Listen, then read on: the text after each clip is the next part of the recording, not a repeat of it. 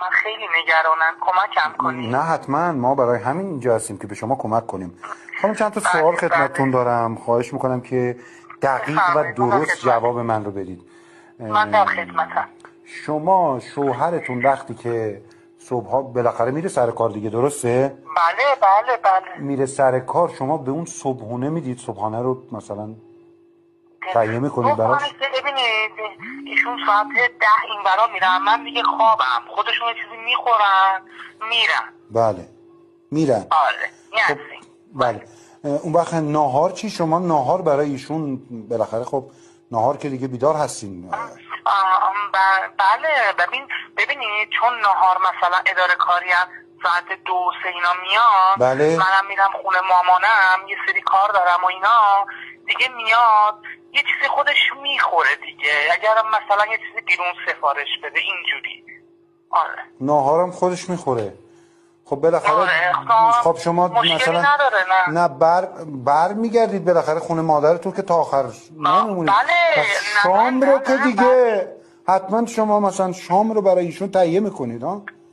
شام درسته. ببینید شام من تا میام خونه، بله. طرفا ساعت 7 و نیم 8 این براست، میایم با همسایه ها خب تو لاوی خونمون میشینیم، در مورد همسایه های جدیدمون تحقیق میکنیم، مثلا صحبت میکنیم. بله. شام مثلا شوهر اون وقت چه کار میکنه؟ اون بدبخت چه کار میکنه؟ شام چی آخر چی میخوره؟ هیچی نمیخوره مثلا شام؟ ایشون مگه اینکه یه چیزی از ظهر مونده کنه خب یا اینکه میخوابه همینجوری دیگه، صبح مثلا دوباره صبحونه میخوره خودشو میره. الان شما خونتونه؟ بله امروز قرار نداشتم من رفتم بیرون. خدا شاهد، فقط من خونتون پیدا کنم ببینم کجایی.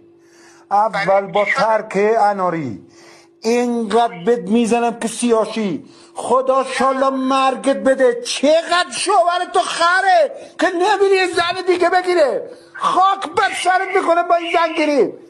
یه سیبت غذا جونت بالا میاد به شوهرت بدی، به من احساس نداری؟ من مهنده میزنه به پیغمبر صبح پا میشه بعد یقر تو اشکم بزنه باد شیابه براداش. قد کن حالم بهم خود با این